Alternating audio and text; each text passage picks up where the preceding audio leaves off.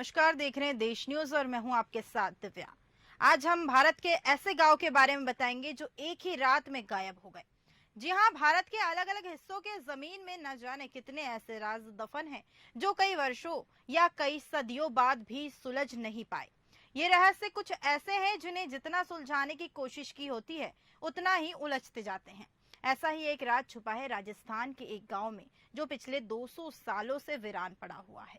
कहानी बस एक रात की है जब से यह गांव वीरान पड़ा हुआ है, और अब तक लोग नहीं समझ पाए कि आखिर इस गांव के वीरान होने का राज क्या है।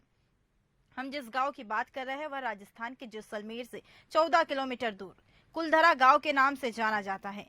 एक समय की बात है, इस गांव में काफी चहल पहल चल रही थी, लेकिन आज स्थिति ऐसी है कि यहाँ भटकने से भी डर लगता है। कुलधरा गांव मूल रूप से ब्राह्मणों द्वारा बसाया गया, जो पाली क्षेत्र से जैसलमेर चले गए और कुलधरा गांव में बस गए। इस गांव को लेकर अलग अलग तरह की बातें भी है जो बताती है कि यह गांव कैसे वीरान हो गया। दरअसल कुलधरा की कहानी शुरू हुई थी आज से करीब 200 साल पहले, जब कुलधरा खंडर नहीं था बल्कि आसपास के 84 गांव पालीवाल ब्राह्मणों से आबाद हुआ करते थे। लेकिन फिर जैसे ही कुलधरा को किसी की बुरी नजर लग गई। बताया जाता है कि एक शख्स था, रियासत का दीवान सालम सिंह। दीवान सालम की गंदी नजर गांव की एक खूबसूरत लड़की पर पड़ गई। दीवान उस लड़की के पीछे इस कदर पागल था कि बस किसी तरह उसे पा लेना चाहता था। उसने इसके लिए ब्राह्मणों पर दबाव बनाना शुरू कर दिया। हद तो तब हो गई जब सत्ता के मत से चूर उस दीवान ने लड़की के घर संदेश भिजवाया कि यदि अगले पूर्णमास तक उसे लड़की नहीं मिली तो वह गांव पर हमला करके लड़की को उठा ले जाएगा। जिसके बाद दीवान और गांव वालों की ये लड़ाई अब एक कुंवारी लड़की के सम्मान की भी थी और गांव के आत्मसम्मान की भी। गांव की चौपाल पर पालीवाल ब्राह्मणों की बैठक हुई और 5000 से ज्यादा परिवारों ने अपने सम्मान के लिए रियासत छोड़ने का भी फैसला ले लिया।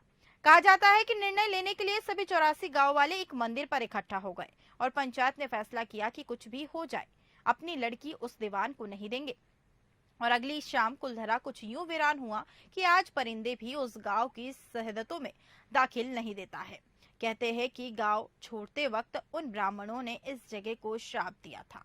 बता दें कि बदलते वक्त के साथ 82 गांव तो दोबारा बन गए, लेकिन 2 गांव कुलधरा और खाबा तमाम कोशिशों के बाद भी आज तक आबाद नहीं हुए।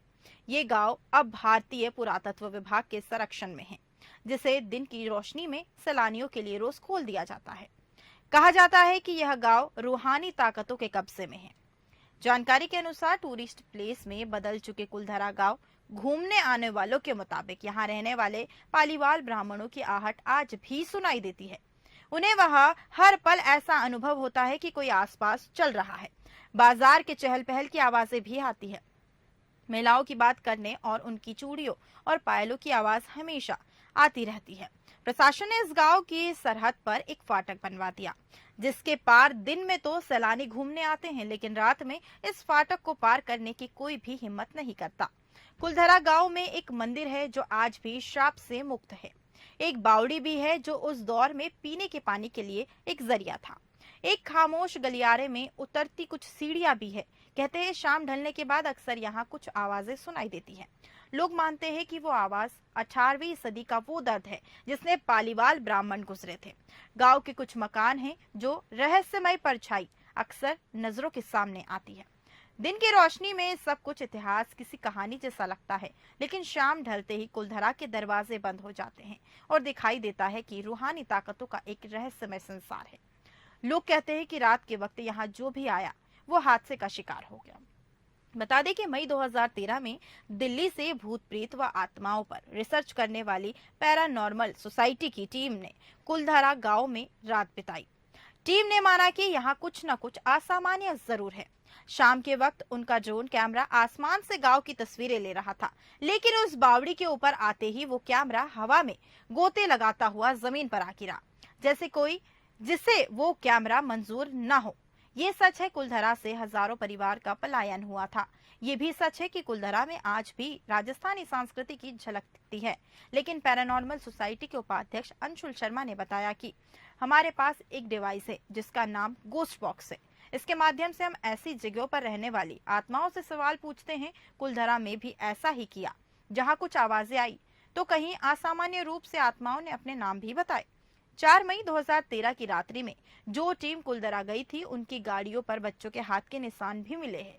टीम के सदस्य जब कुलधरा गांव में घूमकर वापस लौटे तो उनकी गाड़ियों के कांच पर बच्चों के पंजे के निशान भी दिखाई दिए, जैसा कि कुलधरा गई टीम के सदस्यों ने मीडिया को बताया। लेकिन ये भी सच है कि कुलधरा में भूत और आत्माओं की कहानियां सिर्फ एक वहम है। इतिहासकारों के मुताबिक पालीवाल ब्राह्मणों ने अपनी संपत्ति, जिसमें भारी मात्रा में सोना, चांदी और हीरे जवाहरात थे, उसे जमीन के अंदर दबा रखा था। यही वजह है कि जो कोई भी यहाँ आता है वह जगह जगह खुदाई करने लग जाता है, इस उम्मीद से कि शायद वह सोना उनके हाथ लग जाए। यह गांव आज भी जगह जगह से खुदा हुआ है। बता दें कि जैसलमेर का कुलधरा गांव करीब 200 सालों से वीरान पड़ा हुआ है। कुलधरा गांव के हजारों लोग एक ही रात में यहां से चले गए। इनके साथ 84 गांव के लोगों ने यहां से पलायन भी कर दिया। ये लोग जैसलमेर जिले से पालीवाल जाति से जुड़े हुए थे, जिन्होंने जाते हुए श्राप दिया कि फिर यहाँ कोई बस नहीं पाएगा। पालीवाल समुदाय से इन इलाके में 84 गांव थे और यह उनमें से एक था कुलधरा। मेहनती और अमीर पालीवाल ब्राह्मणों की कुलधरा शाखा ने सन 1291 में तकरीबन 600 घरों वाले इस गांव को बसाया था। ईंट पत्थर से बने कुलधरा गांव की बनावट ऐसी थी कि यहाँ कभी गर्मी का एहसास नहीं होता था। कुलधरा के ये घर रेगिस्तान में भी ठंडक का एहसास कराते थे।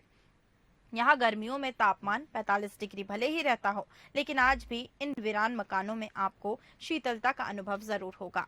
गांव के तमाम घर झरोखों के जरिए आपस में जुड़े हुए थे, जिनसे एक सिरे वाले घर से दूसरे सिरे तक अपनी बात आसानी से पहुंचाई जा सकती है।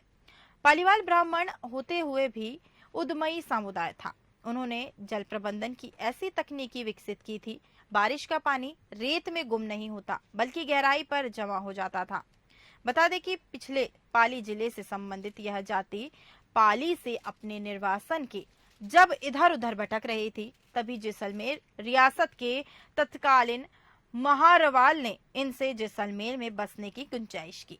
तत्कालीन महारवाल ने यह भी वचन दिया था कि आप लोग जब तक चाहे जैसलमेर में रह सकते हैं, राज्य आपके बसने का पूरा प्रबंध भी करेगा और आपके इस राज्य में कोई ऋण या फिर कोई भी क्रय नहीं लिया जाएगा।